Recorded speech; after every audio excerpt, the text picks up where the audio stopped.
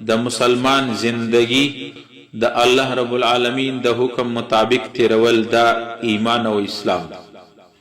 مسلمان زندگی کی کله کله د مصیبت او د غم د نیستی او د تکلیف حالت راځي، الته مسلمان ته حکم دی چې صبر وکړي، او کله کله مسلمان ته الله رب العالمین خوشحالی ورکړي، مسلمان ته نعمت او راحت ورکړي، مسلمان ته دولت راځي، امال و اولاد و دولت و کاروبار و خوشحالی و عزت الله رب العالمین ورکړي.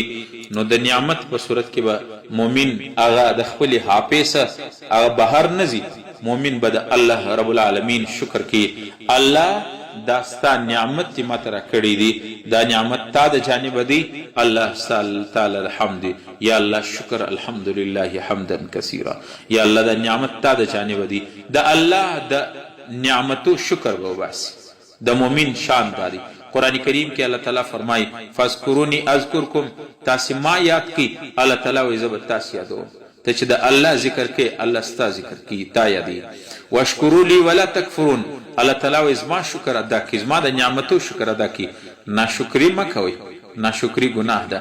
یو آیات کې الله تعالی فرمای لئن شکرتم لازیدنکم، که څوک دا غواړي چې زما ته الله کم نعمت را کړی دی دا اضافه سی، ډبل سی، نو د هغه طریقه دا ده چې کم نعمت ملاو سوی دی د الله د جانبه په هغه باندې شکر وباسي.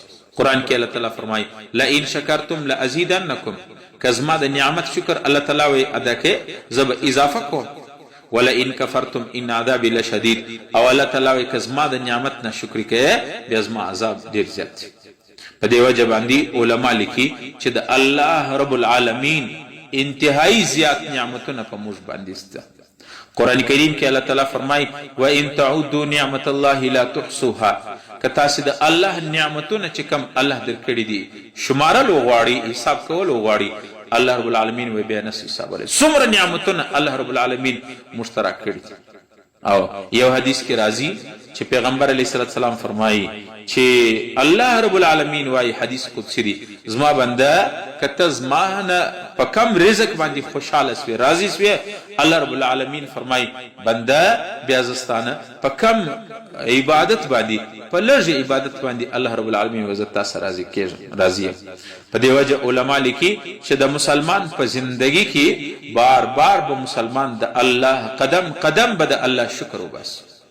او نن افسوس چې دا کم نعمتونه الله مشتورا کړیو، اوس چې هغه نعمتونه کمیږي یا هغه نعمتو کې مشکلات راځي، په سہولیاتو کې راځي، لکه ګیس، بجلی، اوبه، صحت، علاج، معالجه، اولادونه، دا ټول نعمتونه چې الله تعالی مشترک کړي دي، د دې د نقصان واحد سبب دا دی چې انسان ناشکری وکړي.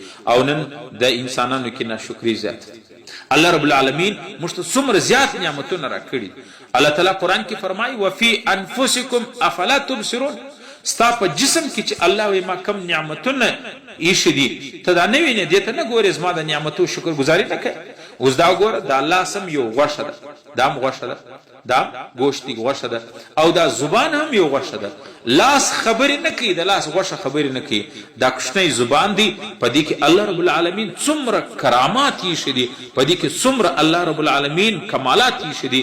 یو زبان دی، انګریزي زبان هم وایي، سرایکی هم وایي، سندی هم وایي، بلوچی هم وایي، پښتو هم وایي، اردو هم وایي، فارسی هم وایي، عربي هم وایي. د دنیا څومره زبانونه دي، په دې یو غوښه کې، په دې یو گوشت په دې غوښه کې الله رب العالمین دومره کمالات ایښي دي. دا چا ایښي دي؟ الله رب العالمین ایښي. په دې باندې الله تعالی وایي ته خپل جسم ته وګوره، ته به ما وپېژنې، الله رب العالمین. او د الله د نعمتو کې علما لیکي د الله په نعمتو کې د ټولو څخه غټ نعمت اسلام. الله رب العالمین چې موږ ته غټ نعمت اسلام را کړی دی، الحمدلله. او نن افسوس دا دی چې د اسلام قدر هغه د مسلمان سره نشته.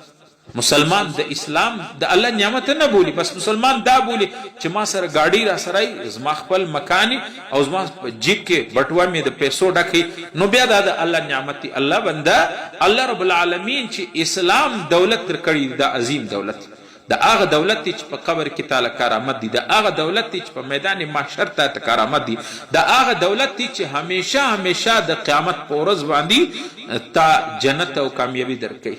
ډیر عظیم نعمت دی. او دویم عظیم نعمت عقل دی.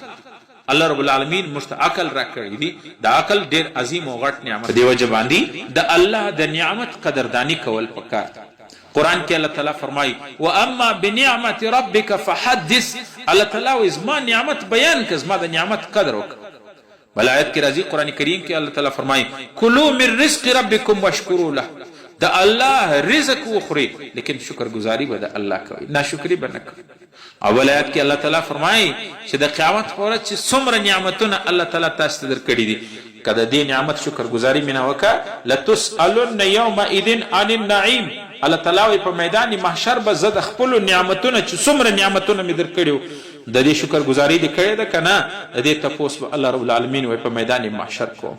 اول سوره رحمان کې الله تعالی فرمایي فبأي آلاء ربکما تکذبان.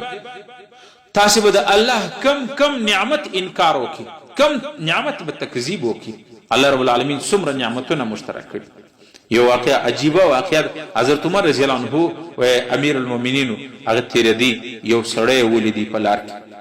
داسې سړی دی چې نه د هغه لاس شته، لاسونه دواړه کټ دي او پښې دواړه کټ دي، سترګې یې وتلې دي، غوږونه یې پرې سوي دي او په ځمکه باندې پروت دی. حضرت عمر رضی الله عنه صحابو ته ویل چې راسې د دې سړي خبرګیري وکړو. هغه ته سلام وکړي وعلیکم السلام. حضرت عمر رضی الله عنه ورته ویل څه حال دی؟ هغه ورته ویل الحمدلله حمدا کثیرا.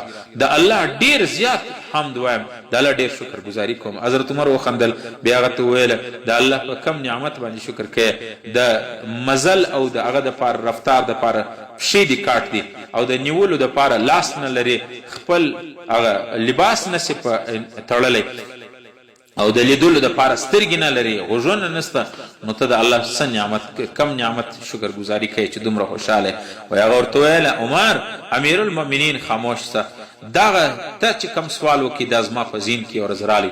الله رب العالمین مې تش مې تیازي بولې مې بندې کې، دومره تکلیف و ما ول چې دا مثانه مې پټاو سوله. نو ماله فوراً په ذهن کې رالو چې الله ما شاید ناشکري کړې ده د نعمت دا بولې چې به مخکې په اساني باندې وتلې ته ناراضه الله زما توبه ده. وایي په دا وخت کې بالفورز ما هغه تش بولې الله پرېښولې یې لا کړې هغه ووتلې. وایي څومره خوشحالي چې ما د الله د دې نعمت ما احساس کړی دی، ما په ټول زندګي نه دی کړی. نو عزیزانو د الله د نعمت قدر کول پکار.